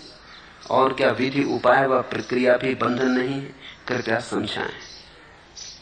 अगर बात समझ में आ गई तो पूछो ही मत, अगर पूछते हो तो बात समझ में आई नहीं। अगर बात समझ में आ गई मेरी कि किसी बंधन में मत पड़ो, शांत और सुखी हो जाओ, तो समझते से ही तुम सुखी और शांत हो जाओगे। फिर ये प्रश्न कहां? सुखी और शांत आदमी प्रश्न पूछता है। सब प्रश्न अशांति से उठते, दुख से उठते, पीड़ा से उठते। अगर तुम अभी भी प्रश्न पूछ रहे हो तो तुम शांत अभी भी हुए नहीं, सन्यास की जरूरत पड़ेगी। अगर शांत तुम हो जाओ तो क्या जरूरत सन्यास की? सन्यास हो गया। लेकिन अपने को धोखा मत दे लेना, सन्यास लेने की हिम्मत ना हो, अष्टावक्र का सहारा मत ले लेना। हां, अगर शांत हो गए हो तो कोई सन्यास की जरूरत नहीं। शांति की खोज में ही तो आदमी सन्यास लेता है। अगर तुम सुखी हो गए, समझते ही सुखी हो गए, अगर जनक जैसे पात्र हो तो बात खत्म हो गई। मगर तब ये प्रश्न ना उठता। जनक ने प्रश्न नहीं पूछा, जनक ने कहा, अहो प्रभु, तो मैं मुक्त हूं। आश्चर्य कि अब तक कैसे माया मोह में पड़ा रहा। तुम अगर जनक जैसे पात्र होते तो तुम कहते, धन्य, तो मैं मुक्त हूं, तो अब तक कैसे माया मोह में पड़ा रहा। तुम ये प्रश्न पूछते ही नहीं। मामला ऐसा है कि सन्यास लेने की कामना मन में, हिम्मत नहीं है। अष्टावक्र को सुनकर तुमने सोचा ये अच्छा हुआ कि सन्यास में बंधन है, कोई पढ़ने की जरूरत नहीं। और दूसरे बंधन छोड़ोगे कि सिर्फ सन्यास का ही बंधन छोड़ोगे? और सन्यासी तुम अभी हो ही नहीं, तो उसे छोड़ने का कोई उपाय नहीं जो तुम्हारे पास ही नहीं। और बंधन क्या क्या छोड़ोगे? पत्नी छोड़ोगे, घर छोड़ोगे, धन छोड़ोगे, पद छोड़ोगे, मन छोड़ोगे, कर्ता छोड़ोगे, अहंकार भाव छोड़ोगे, और क्या क्या छोड़ोगे जो तुम्हारे पास है। निश्चित जो तुम्हारे पास है वही तुम छोड़ सकते हो। ये तो सन्यासियों को पूछने दो जो सन्यासी हो गए। तुम तो अभी सन्यासी हुए नहीं। ये तो सन्यासी पूछे कि क्या आप छोड़ दें सन्यास, तो समझ में आता है उसके पास सन्यास है, तुम्हारे पास है ही नहीं। जो तुम्हारे पास नहीं उसे तुम छोड़ोगे कैसे? जो तुम्हारे पास है वही पूछो। गृहस्थी छोड़ दें ये पूछो।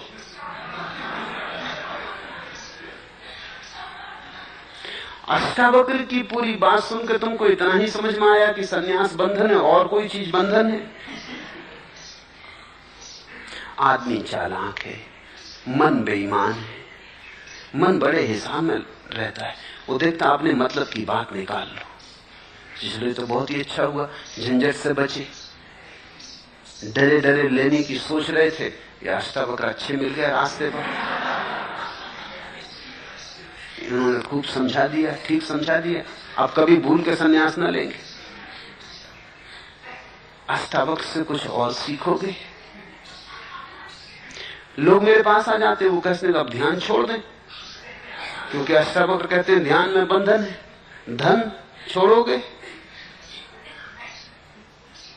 पद छोड़ोगे, सिर्फ ध्यान, और ध्यान अभी लगा ही नहीं, छोड़ोगे खा। ध्यान होता और तुम कहते छोड़ दें, तो मैं कहता छोड़ दो। मगर जिसका ध्यान लग गया वो कहेगा ही नहीं छोड़ने की बात, वो छोड़ने पकड़ने के बाहर गया।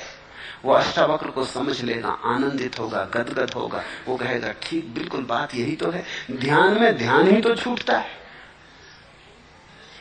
संन्यास में बंधन ही तो छूटते हैं। संन्यास कोई बंधन नहीं, ये तो केवल और सारे बंधनों को छोड़ने का एक उपाय है। अंततः तो ये भी छूट जाएगा। ऐसा ही समझो कि पैर में कांटा लगा तो तुम दूसरा कांटा उठा के पहले कांटे को निकाल लेते हो। दूसरा कांटा भी कांटा है, लेकिन पहले कांटे को निकालने के काम आ जाता है। फिर तो तुम दोनों फेंक देते हो। फिर दूसरे कांटे को संभाल के थोड़ी रखते कि इसने बड़ी कृपा की कि पहले कांटे को निकाल दिया। फिर ऐसा थोड़ी करते कि पहला कांटा जहां लगा था वहां दूसरा लगा लो, ये बड़ा प्रिय। संन्यास तो कांटा है, संसार का कांटा लगा है, उसे निकालने का एक उपाय है। अगर तुम बिना कांटे के निकाल सको, बड़ा शुभ। अष्टावक्र की बात समझ में आ जाए तो इससे शुभ और क्या हो सकता है। फिर किसी संन्यास की कोई जरूरत नहीं। लेकिन जरा सोच लेना, कहीं ये बेईमानी ना हो। अगर बेईमानी हो तो हिम्मत करो और संन्यास में उतरो। कभी ऐसी घड़ी आएगी जब संन्यास को भी छोड़ने के तुम योग्य हो जाओगे। लेकिन छोड़ना क्या है? जब समझ आती है तो छोड़ने को कुछ भी नहीं, सब छूट जाता है। यही तो जनक ने कहा कि प्रभु ये शरीर भी छूट गया। अभी जनक शरीर में है, शरीर छूट नहीं गया, लेकिन जनक कहते हैं ये शरीर भी छूट गया, ये सारा संसार भी छूट गया, ये सब छूट गया। मैं बिल्कुल अलिप्त, भावातीत हो गया। कैसी कुशलता आपके उपदेश की, ये कैसी कला। कुछ भी हुआ नहीं, ना महल छूटा, ना संसार छूटा, ना शरीर छूटा, और सब छूट गया। जिस दिन तुम समझोगे तो फिर कुछ छोड़ने को नहीं है, ना संसार और ना संन्यास। छोड़ने की बात ही उस आदमी की है जो सोचता है कुछ पकड़ने को है। त्याग भी भोग की छाया है, त्यागी भी भोगी का ही शीर्षासन करता हुआ रूप है। जब भोग जाता त्याग भी जाता, वो दोनों साथ रहते, साथ जाते। इसलिए तो तुम देखते हो भोगियों को त्यागियों के पैर पड़ते, वो साथ साथ है। आधा काम त्यागी कर रहे, आधा भोगी कर रहे, दोनों एक दूसरे के साथ जुड़े। न भोगी जी सकते त्यागी के बिना, न त्यागी जी सकते भोगी के बिना। तूने देखा ये षड्यंत्र। एक आदमी मेरे पास आया, वो कहा कि ध्यान सीखना। सन्यासी थे, पुराने ढप के सन्यासी। तो मैंने कहा कि ठीक है, कल सुबह ध्यान में आ जाओ। उन्होंने कहा वो तो जरा मुश्किल है। मैंने कहा क्यों, इसमें क्या मुश्किल है? मुश्किल ये है कि ये मेरे साथ जो हैं, जब तक ये मेरे साथ ना आए मैं नहीं आ सकता, क्योंकि पैसा ये रखते, पैसा मैं नहीं छूता। इनको सुबह कहीं और जाना है तो मैं कल सुबह तो ना आ सकूंगा। ये भी खूब मजा हुआ। पैसे की जरूरत तो तुम्हें है ही, फिर तुम अपनी जेब में रखोगी, दूसरे की जेब में, इससे क्या फर्क पड़ता है? और ये तो और बंधन हो गया। इससे तो वो ही ठीक जो अपनी जेब में रखते, कम से कम जहां जाना है जा तो सकते। अभी एक अजीब मामला हो गया कि ये आदमी जब तक साथ ना हो तब तक तुम आ नहीं सकते, क्योंकि टैक्सी में पैसा देना पड़ेंगे, पैसा हम छूते नहीं। तो तुम अपना पाप इस आदमी से करवा रहे हो, अपना पाप खुद करो। ये बड़े मजे की बात है कि टैक्सी में तुम बैठोगे, नरक ये जाएगा। इस पर को दया करो। ये भोगी योगी का खूब जोड़। तुम्हारे सारे त्यागी भोगियों से बंधे जी रहे, और तुम्हारा भोगी भी त्यागियों से बंधा जी रहा है, क्योंकि वो त्यागी के चरण छू के सोचता है आज त्यागी नहीं तो कम से कम त्यागी के चरण तो छूता हूं, चलो कुछ तो तृप्ति, कुछ तो किया। आज नहीं कल मैं भी त्यागी हो जाऊंगा, लेकिन अभी त्यागी की पूजा अर्चना तो करता हूं। जैन कहते हैं कहां जा रहे? साधु जी की सेवा करने जा रहे। सेवा करके सोचते हैं कि चलो कुछ तो लाभ अर्जन कर रहे हैं। उधर साधु बैठे, वो राह देख रहे हैं कि भोगी जी कब आए। इधर भोगी जी हैं, वो देखते हैं कि साधु जी कब गांव में पधारे, तो भोगी जी और साधु जी दोनों एक ही सिक्के के पहलू हैं।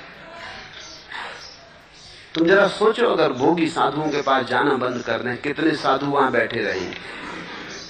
वो सब भाग खड़े होंगे। कौन इंतजाम करेगा, कौन व्यवस्था करेगा? वो सब जा चुके होंगे। लेकिन भोगी साधु को संभालता है, साधु भोगी को संभाले रखता है। ये पारस्परिक है। वास्तविक ज्ञानी न तो त्यागी होता न भोगी होता। वो इतना ही जान लेता है कि मैं सिर्फ साक्षी हूं। आप पैसे दूसरे की जेब में रखो कि अपनी जेब में रखो, क्या फर्क पड़ता है? वो साक्षी है। हो तो साक्षी है, ना हो तो साक्षी है। गरीब हो तो साक्षी है, अमीर हो तो साक्षी है। साक्षी में थोड़ी गरीबी अमीरी से फर्क पड़ता है। क्या तुम सोचते हो भिखमंगा साक्षी होगा तो उसका साक्षीपन थोड़ा कम होगा, और सम्राट साक्षी होगा तो उसका साक्षीपन थोड़ा ज्यादा होगा? साक्षीपन कहीं कम ज्यादा होता है। गरीब हो कि अमीर, स्वस्थ हो कि अस्वस्थ, पढ़ा लिखा हो कि बेपढ़ा लिखा, सुंदर हो कि कुरूप, ख्याति नाम हो कि बदनाम, इससे कोई फर्क नहीं पड़ता। साक्षी कुछ ऐसी संपदा है जो सभी के भीतर बराबर है, उसमें कुछ कम ज्यादा नहीं होता।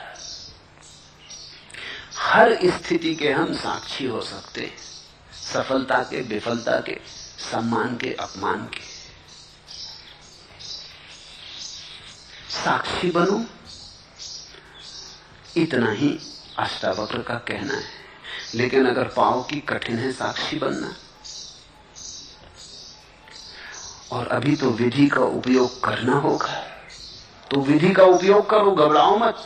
विधि का उपयोग कर करके तुम इस योग बनोगे कि विधि के भी साक्षी हो जाओगे। इसलिए तो मैं कहता हूं ध्यान करो, कोई फिक्र नहीं, क्योंकि मैं जानता हूं ध्यान न करने से तुम्हें साक्षी भाव नहीं आने वाला। ध्यान न करने से केवल तुम्हारे विचार चलेंगे। तो विकल्प ध्यान और साक्षी में थोड़ी है, विकल्प विचार और ध्यान में। समझे मेरी बात? तुम जब नहीं ध्यान करोगे, सुन लिया अष्टावक्र को, अष्टावक्र ने कहा ध्यान इत्यादि सब बंधन है, और बिल्कुल ठीक कहा, 100% ठीक कहा। तो तुमने ध्यान छोड़ दिया तो तुम क्या करोगे? साक्षी हो जाओगे। उस समय तुम वही कूड़ा करकट विचार दोहराओगे। तो ये तो बड़े मजे की बात हुई। ये तो अष्टावक्र के कारण तुम और भी संसार में गिरे। ये तो सीढ़ी जिससे चढ़ना थी तुमने नरक में उतरने के लिए लगा ली। सीढ़ी वही है।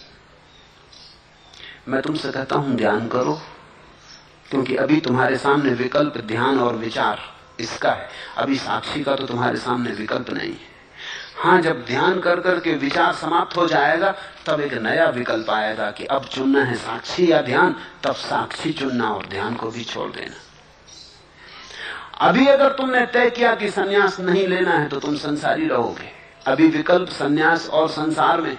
अभी मैं कहता हूं लो संन्यास, फिर एक दिन ऐसी घड़ी आएगी कि विकल्प संसार और संन्यास का नहीं रह जाएगा। संन्यास तो गया, संसार रह गया। तब परम संन्यास और संन्यास का विकल्प होगा। तब मैं तुमसे कहूंगा जाने दो संन्यास, अब डूबो परम संन्यास में।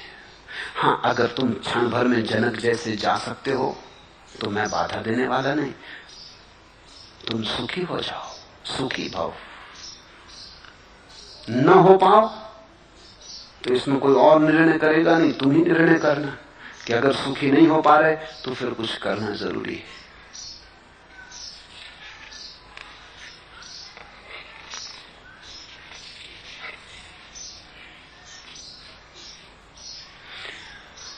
सत्य भी तुम असत्य कर ले सकते हो, और फूल भी तुम्हारे लिए कांटे बन सकते हैं। तुम पे निर्भर है। उजियारे में नैन मूंद कर भाग नहीं, मेरे भोले मन डगरे सब अनजानी है। पथ में मिलते सूल सिला, भीनी भीनी गंध देखकर सुमनों का विश्वास न कर। तुम जरा ख्याल करना, जाग के कदम उठाना, क्योंकि तुम जो कदम उठाओगे वो कहीं भीनी भीनी गंध को देखकर ही मत उठा लेना। पथ में मिलते सूल शिखा सूल शिला, भीनी भीनी गंध देखकर सुमनों का विश्वास न कर। वो जो तुम्हें भीनी गंध मिलती है, ख्याल कर लेना वो कहीं तुम्हारी आरोपित ही ना हो, वो कहीं तुम्हारा लोभ ही ना हो, वो तुम्हारा कहीं भय ही ना हो, वो कहीं तुम्हारी कमजोरी ही ना हो जो तुम आरोपित कर लेते हो। और उस भीनी गंध में तुम भटक मत जाना। बड़ा सुगम है कुछ ना करना। सुन के ऐसा लगता है, लेकिन जब करने चलोगे कुछ न करना, तो इससे ज्यादा कठिन और कोई बात नहीं।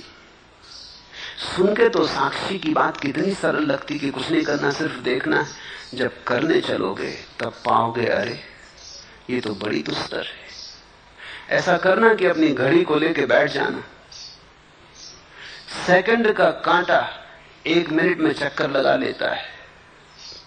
तुम उस सेकंड के कांटे पर नजर रखना और कोशिश करना कि मैं साक्षी हूं इस सेकंड के कांटे का और साक्षी रहूंगा।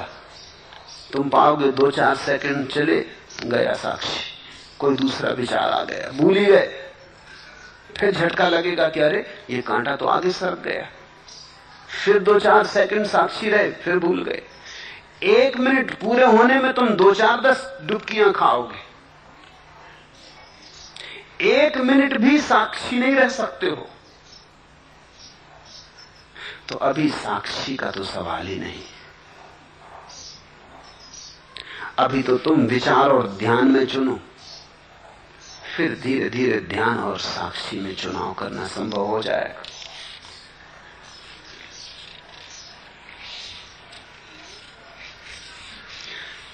सन्यास का पूछते हो तो सन्यास तो सिर्फ मेरे साथ होने की एक भाव भंगिमा है। ये बंधन नहीं है, तुम मुझसे बंध नहीं रहे हो। मैं तुम्हें कोई अनुशासन नहीं दे रहा हूं, कोई मर्यादा नहीं दे रहा हूं। मैं तुमसे कह नहीं रहा कब उठो, क्या खाओ, क्या पियो, क्या करो, क्या ना करो। मैं तुमसे इतना ही कह रहा हूं कि साक्षी रहो। मैं तुमसे इतना ही कह रहा हूं कि मेरा हाथ मौजूद है, मेरे हाथ में हाथ गहो। शायद 2 कदम मेरे साथ चल लो तो मेरी बीमारी तुम्हें भी लग जाए। संक्रामक है ये बीमारी। बुद्ध के साथ थोड़ी देर चल लो तो तुम उनके रंग में थोड़े रंग जाओगे, एकदम बच नहीं सकते। थोड़ी गंध उनकी तुम में से भी आने लगेगी। बगीचे से गुजर जाओ तो तुम्हारे कपड़ों में भी फूलों की गंध आ जाती। फूल छुए भी नहीं तो भी। सन्यास तो मेरे साथ चलने की थोड़ी हिम्मत है, थोड़ी भावभंगिमा। ये तो मेरे प्रेम में पड़ना है। इस प्रेम की पूरी प्रक्रिया यही है कि तुम्हें मुक्त करने के लिए मैं आयोजन कर रहा हूं। तुम मेरे साथ चलो तो मुक्ति की गंध तुम्हें देना चाहता हूं।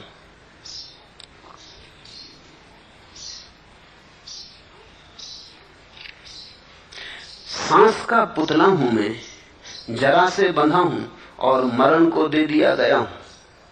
पर एक जो प्यार है ना, उसी के द्वारा जीवन मुक्त में किया गया हूं। काल की दुर्वह गदा को एक कौतुक भरा बाल क्षण तौलता है। हो क्या तुम? सांस का पुतला हूं मैं, जरा से बंधा हूं और मरण को दे दिया गया हूं। जन्म और मृत्यु, बस यही तो हो तुम। सांस आई और गई, इसके बीच की थोड़ी सी कथा है, थोड़ा सा नाटक है। इसमें अगर कुछ भी है जो तुम्हें पार ले जा सकता है मृत्यु के और जन्म के, पर एक जो प्यार है ना, उसी के द्वारा जीवन मुक्त में किया गया हूं। अगर जन्म और मरण के बीच प्यार घट जाए, सन्यास तो मेरे साथ प्रेम में पड़ना है, इससे ज्यादा कुछ भी नहीं। बस इतना ही, इतनी ही परिभाषा। अगर तुम मेरे साथ प्रेम में हो और थोड़ी दूर चलने को राजी हो, तो वो थोड़ी दूर चलना तुम्हें बहुत दूर ले जाने वाला सिद्ध होगा। और बाकी तो सब ऊपर की बातें हैं कि तुमने कपड़े बदल लिए, कि माला डाल ली। वो तो केवल तुम्हें साहस जगे और तुम्हें आत्मस्मरण रहे इसलिए। वो तो केवल बाहर की शुरुआत है, फिर भीतर बहुत कुछ घटता है। तुम जिनको देख रहे हो गैर वस्त्रों में रंगे हुए, उनके सिर्फ गैरिक वस्त्र ही मत देखना, थोड़े उनके हृदय में झांकना, तो तुम वहां पाओगे प्रेम की एक नई धारा का आविर्भाव हो रहा है। पर एक जो प्यार है ना, उसी के द्वारा जीवन मुक्त में किया गया।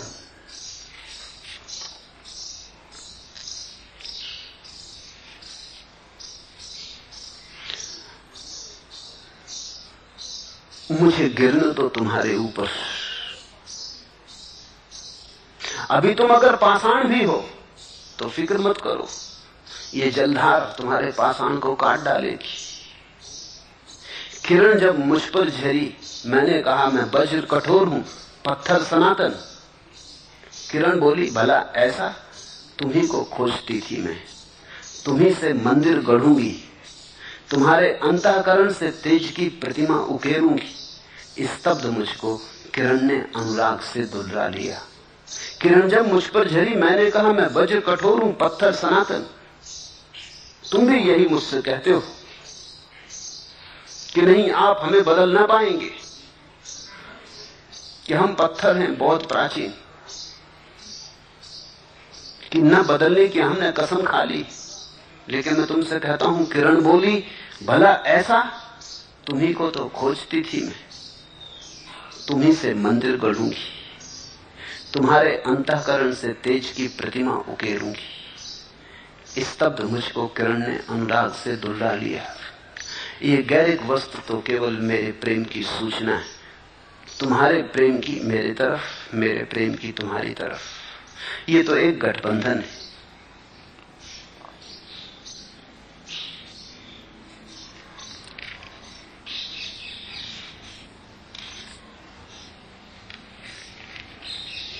आखिरी प्रश्न। हे प्रिय प्यारे प्रणाम ले लो, इन आंसुओं को मुकाम दे दो। तुमने तो भर दी है झोली, फिर भी मैं कोरी की कोरी। हे प्रिय प्यारे मीत हमारे, शीस श्रीफल चरण तुम्हारे। जया ने पूछा है। जया मेरे करीब है बहुत वर्षों से।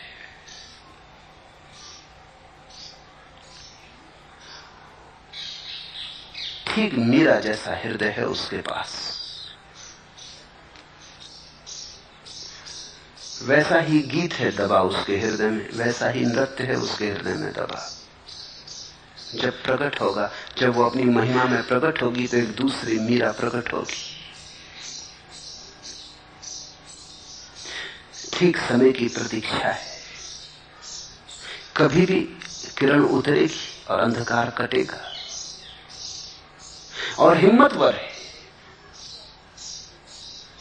इसलिए भविष्यवाणी की जा सकती कि होगा।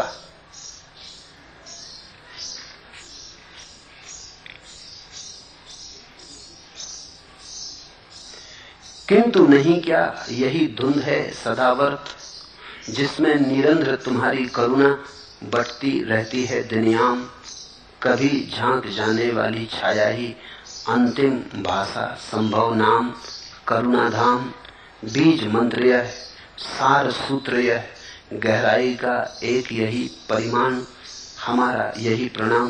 धुंध ढकी कितनी गहरी वापिका तुम्हारी, लघु अंजलि हमारी। प्रभु के सामने तो हमारे हाथ सदा छोटे ही पड़ जाते, हमारी अंजलि छोटी है। धुंध ढकी कितनी गहरी वापिका तुम्हारी, लघु अंजलि हमारी। जिनके हृदय में भी प्रेम है, उन्हें सदा ही लगेगा हमारी अंजलि बड़ी छोटी। पूछा है जया ने, हे प्रिय प्यारे प्रणाम ले लो, इन आंसुओं को मुकाम दे दो। तुमने तो भर दी है झोली, फिर भी मैं कोरी की कोरी। ये कुछ ऐसा भराव है कि इसमें आदमी और शून्य होता चला जाता। ये शून्य का ही भराव है, ये शून्य से ही भराव है। तुम्हें कोरे करने का ही मेरा प्रयास है। अगर तुम कोरे हो गए तो मैं सफल हो गया, अगर तुम भरे रह गए तो मैं असफल हो गया। तुम जब बिल्कुल कोरे हो जाओगे और तुम्हारे भीतर कुछ भी न रह जाएगी, कोई रेखा, कोई शब्द, कोई कूड़ा कचरा, तुम्हारी उस शून्यता में ही परमात्मा प्रकट होगा।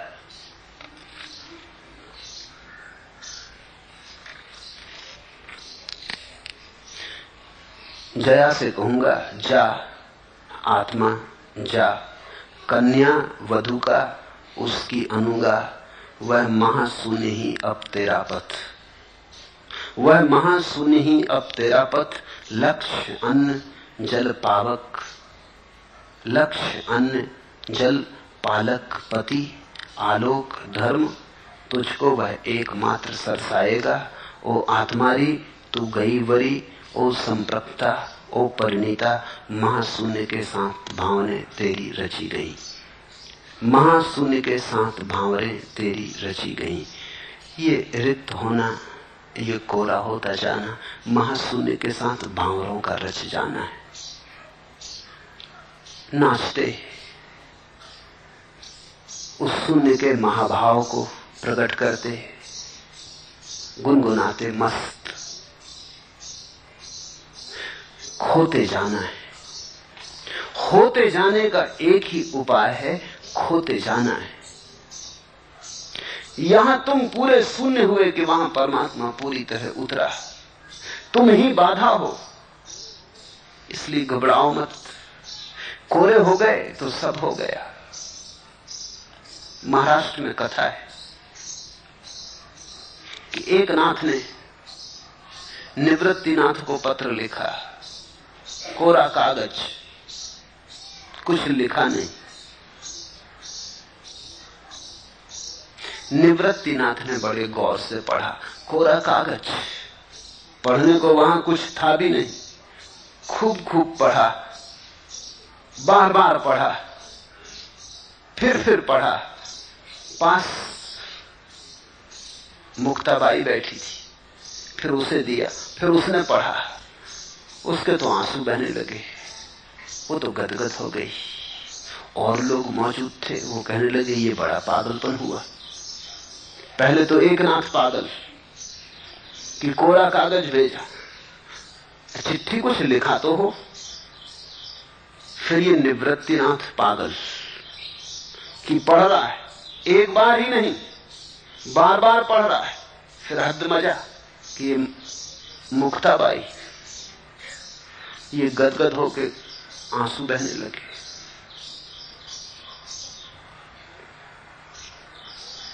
सब शास्त्र कोरे कागज है, और कोरा कागज पढ़ना आ जाए तो सब शास्त्र पढ़ने आ गए। वेद, कुरान, गुरु ग्रंथ, गीता, उपनिषद, बाइबल, धम्मपद, जिसने कोरा कागज पढ़ लिया सब आ गया। तुम कोरे कागज जैसे हो जाओ, इसी चेष्टा में संलग्न, तुम्हें मिटाने में लगाओ, क्योंकि तुम ही बाधा हो। अरियो आत्मारी, कन्या बोल